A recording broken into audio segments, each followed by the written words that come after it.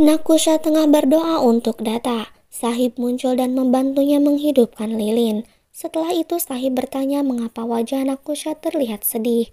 Nakusha berkata bahwa dirinya mengalami mimpi buruk semalam. Sahib menenangkannya, lalu Nakusha meminta izin akan pergi ke kuil. Data muncul. Sahib meminta Data untuk mengantar Nakusha ke kuil. Data menolak karena ada beberapa pekerjaan dan dirinya sudah terlambat. Nakusha mendekat dan mengatakan bahwa dirinya akan pergi berjalan kaki saja. Data menatap Nakusha kemudian beranjak pergi.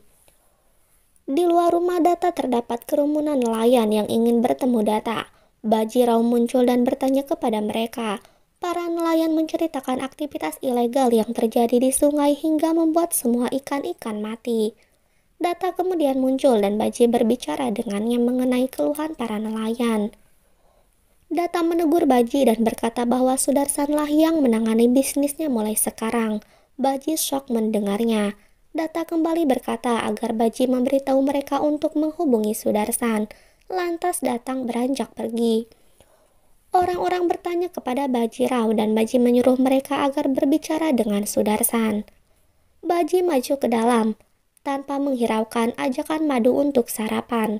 Baji masuk ke dalam kamar sambil menggerutu dan mengemasi pakaiannya ke dalam koper. Baji menemukan foto-fotonya bersama Data dan mengingat kenangannya dengan sedih. Baji memasukkan fotonya ke dalam koper lalu beranjak pergi, tapi Madu masuk ke dalam kamar dan bertanya. Baji mengabaikannya dan bergegas pergi.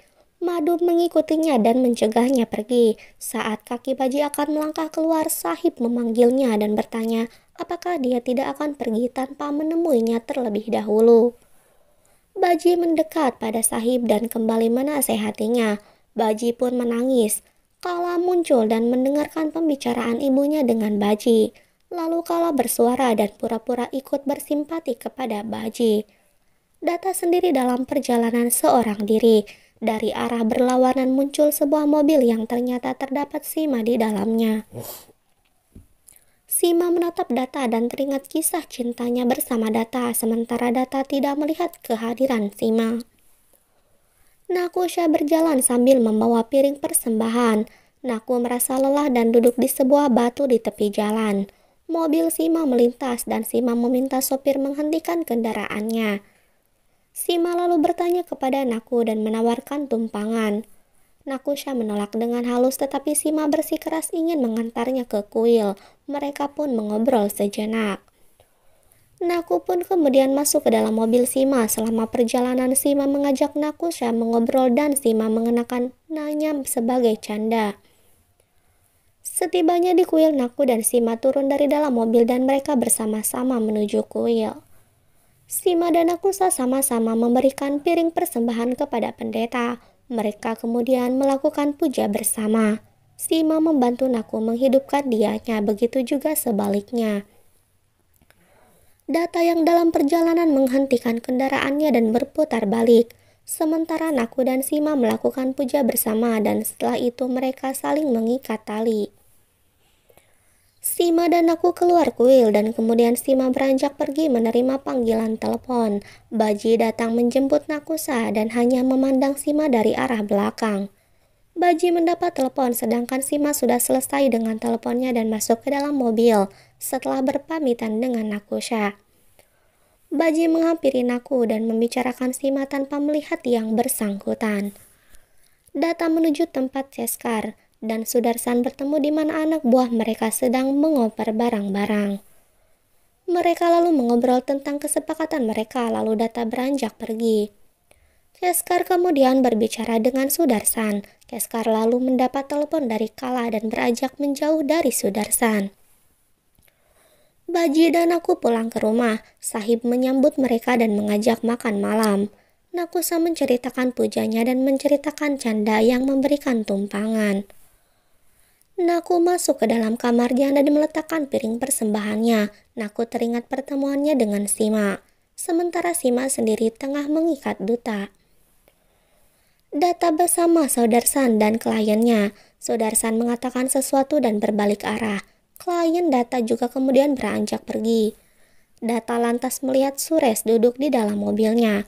Data dengan marah menghampirinya dan hendak mencengkramnya, tapi tubuh Suresh sudah terlukai lemas.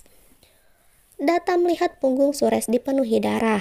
Sudarsan datang dan terkejut lalu bertanya pada Data siapa yang telah menghabisi Suresh. Data menyuruh Sudarsan membuang jasad Suresh. Sudarsan kemudian membawa jasad Suresh pergi dengan jeep Data. Baji dan Madu sedang menikmati kir buatan aku. Mereka memuji kir Nakusha dan memintanya lagi. Sudarsan mendapat telepon dari Kala dan memberitahu bahwa Keskar sudah melenyapkan Suresh. Setelah itu Sudarsan menelepon Data dan berbicara dengannya. Seorang pengawal masuk ke rumah Data dan mencari Kale atau pengawal Data yang lain. Baji bertanya apa yang terjadi. Lelaki itu mengatakan bahwa mereka tidak bisa memberitahunya dan Baji berteriak memanggil Kale dan bertanya. Kale pun mengatakan bahwa dirinya tidak bisa memberitahunya. Nakusha lalu bertanya kepada pengawal tadi dan mereka mengatakan bahwa Data menanyakan mobil yang lain karena di dalam jeepnya ditemukan jasad Suresh. Naku dan Baji terkejut mendengarnya lalu Naku meminta kunci jeep dan bergegas pergi menuju jeep yang lain untuk menjemput Data. Naku mencoba menghidupkan jeep dan saat akan pergi Baji menghentikannya dan ikut bersamanya.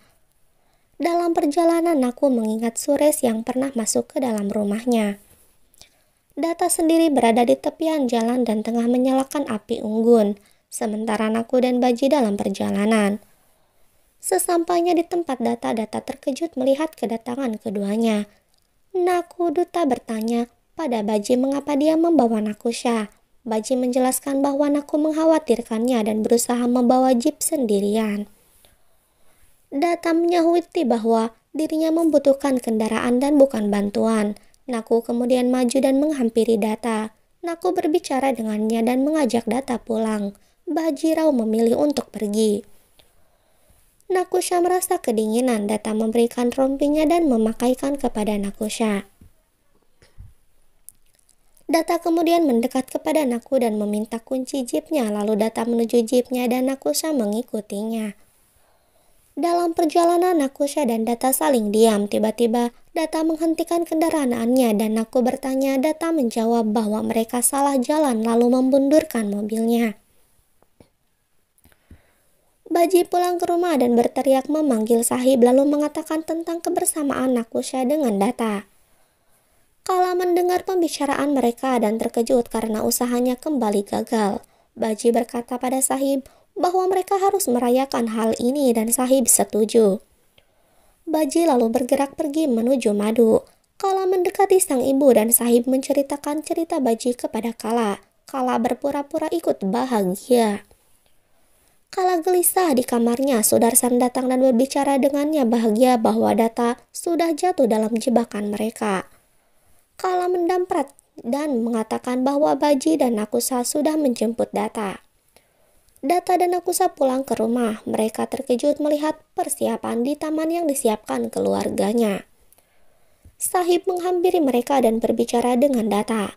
Data berkata akan kembali nanti beranjak masuk ke dalam rumah, sementara Sahib mengajak Naku berkumpul dengan yang lain.